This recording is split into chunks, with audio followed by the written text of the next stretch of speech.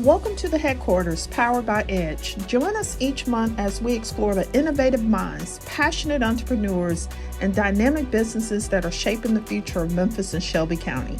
From groundbreaking initiatives to success stories that inspire, the Headquarters podcast is your destination for all things economic development in the Bluff City.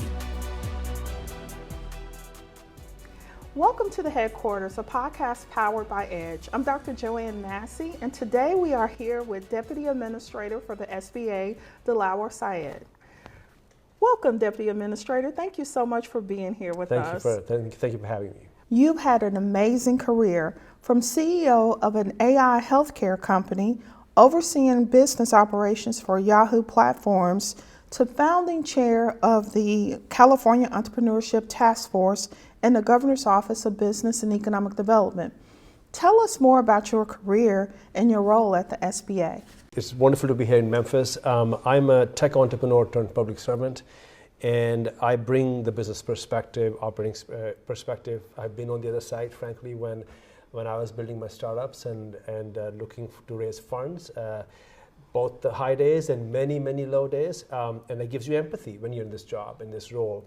You know, I have this privilege to help run the SBA, which represents 33 million small businesses that are the engine of our economy. And so have the perspective that what it takes to make sure, especially communities that are underserved and that have been historically underserved, have access to SBA resources, SBA-backed loans at no cost, advice, contracting opportunities. So all of that is what I help deliver in partnership with the administrator. And again, it's a privilege to be here in Memphis and just see this incredible, immense potential this city has, right, to make sure that we are supporting its growth as we move forward. Absolutely. Well, thank you so much for that. Deputy Administrator, what are the 4 primary functions and some of the resources at the SBA? So first, I often say, as a federal agency, we're part of the federal cabinet, the president's cabinet. And we are an agency of opportunity. We're actually in the business of making sure that entrepreneurs succeed. And so there are 4 primary pillars, if you will, of what we offer. Number 1 is access to funding and financing. We back lenders, banks, local community banks, CDFIs, who will lend to entrepreneurs working capital loans, larger loans for equipment or buying real estate and so forth. So that's one big primary product. Last year we did overall $34 billion of working capital loans and equipment capital loans. In the state of Tennessee, we did about $372 million worth of loans. So that's one big area. Second is access to advice. You know, having been an entrepreneur, yes, you need access to capital, but you also need advice. You also need to make sure, how do you deploy capital more efficiently and effectively? So we have 68 district offices, including our office in Nashville. We also have an area manager here in Memphis as well. And we partner with the local small business development center that is based here in the state, and where you can reach out and get advice to review your business plan and so forth. Third aspect of our offering is government contracting. You know, our listeners, viewers may not know this, but the United States government is the world's single largest biggest purchaser of goods and services. We spend $700 billion a year buying goods and services. Wow.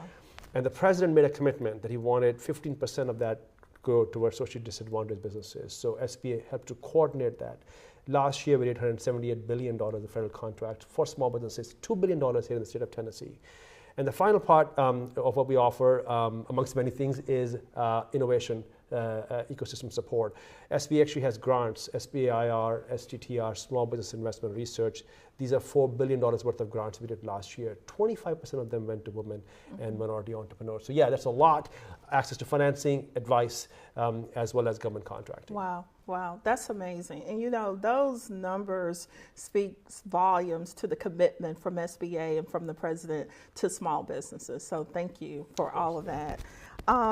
Now, of course, the SBA works with small businesses across the United States. What in your travels are you hearing is the biggest headwind right now in terms of challenges for entrepreneurs? Because a lot of times here in Memphis, we think it's just us. Being a practitioner myself, I know that's not the case, but can you talk about that a little bit? Absolutely. So I spend a lot of time, frankly, in underserved regions and underserved communities.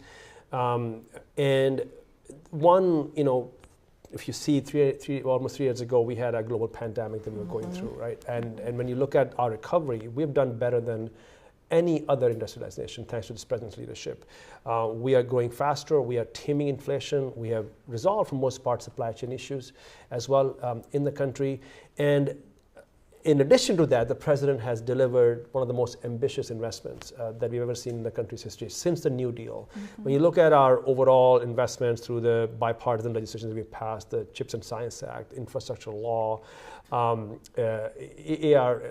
American Rescue Package, Inflation Reduction Act, these are large investments that are building major industries of the future, including Ford's investment that is going to do EV manufacturing not too far from Memphis. All of this is also creating an entrepreneurial stimulus. So what we are seeing in community after community, Joanne, is a resurgence of entrepreneurs. Small businesses are being created to support these new industries, or they're expanding to provide services to this expansion of the economy. And that's where SBA comes in, because you want to make sure that when you start a business, we are here to support you with access to funding. Last year, over the last 3.5 years, 18 million founders have started a new business. That's a record. We've never seen that happen before. We obviously have a lot of work in front of us to make sure that we deliver on enabling these businesses to become, or rather start to become, viable businesses. Well, you'll get to, I think tomorrow, meet with our mayor, Paul Young, who is really a practitioner and committed to supporting small businesses. And we took a lot of the ARPA funds that we received and invested in small businesses to support them and to keep them going.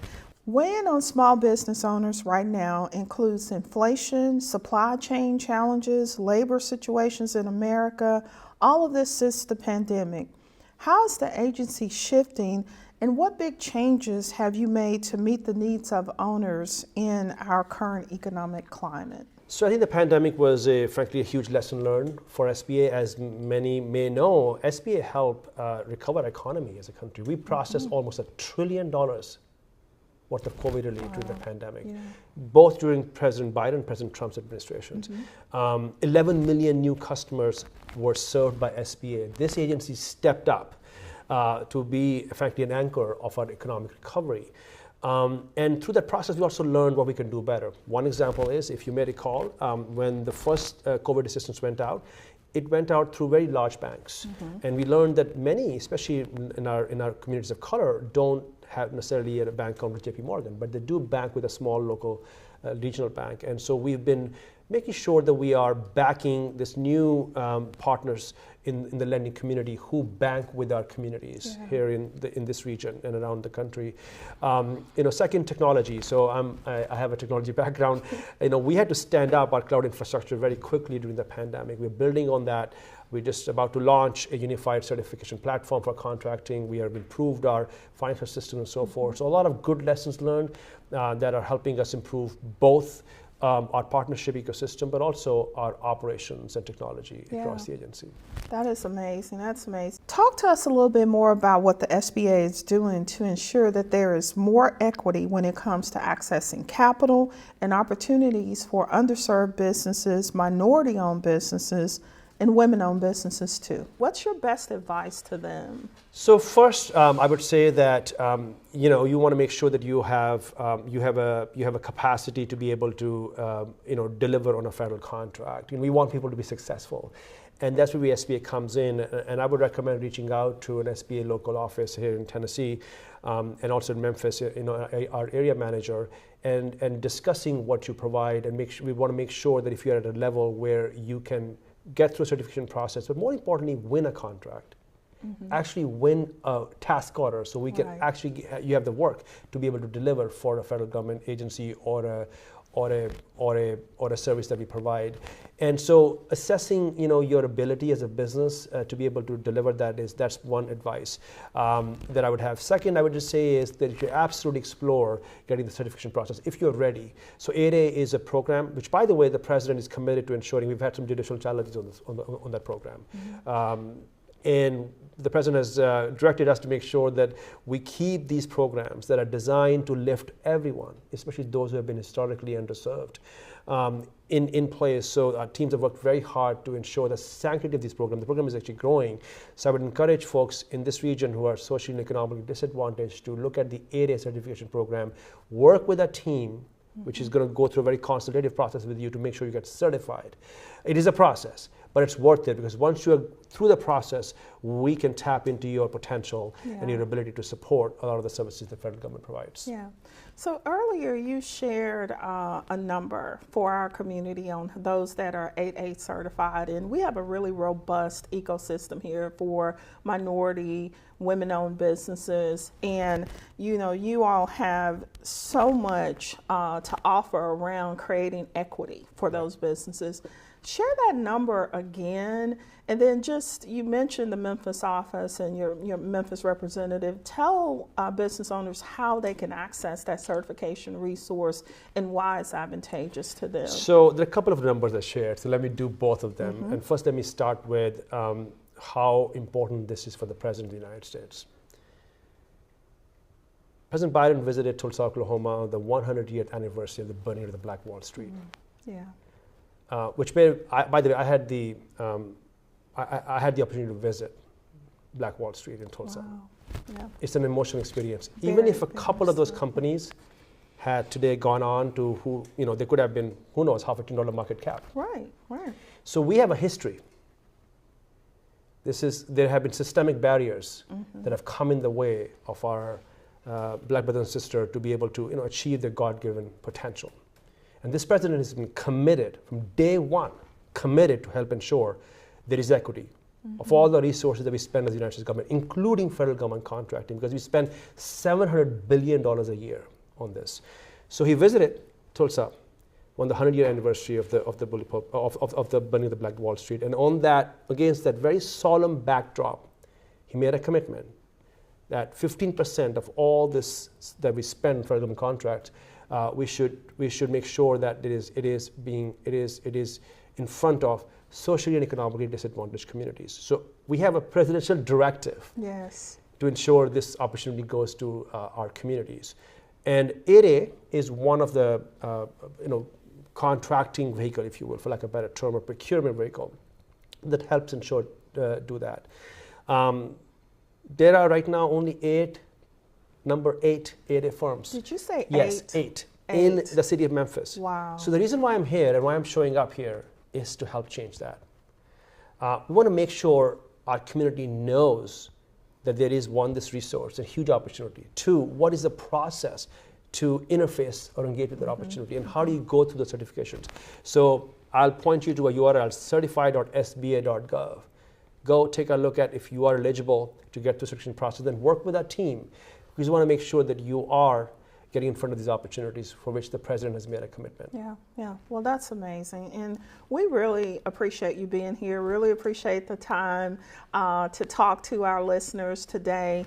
Is there anything else you want to share with them before we wrap up? Look, as an entrepreneur, I'm still an entrepreneur at heart. To me, it's an ultimate way to build opportunity for yourself, for your family, and your communities. I just spent this morning in Memphis, and I will meet with the mayor tomorrow. I'll spend more time meeting business owners. This is how we lift this community. There is so much potential here. And we need to team up, make sure that the federal government is working closely with our mayor, with also the governor's office, and make sure that we put government as your partner as you think about capitalizing on this moment where there's so much investment is coming into the country thanks to this president's initiatives, and make sure that we lift many folks in our communities. Yeah. Well, Deputy Administrator, again, thank you so much for being here. I'm Joanne Massey, Vice President of Operations with EDGE. Thank you for tuning in. Be sure to tune in next time. We hope you've been inspired and informed about the incredible economic development activities happening here in Memphis and Shelby County.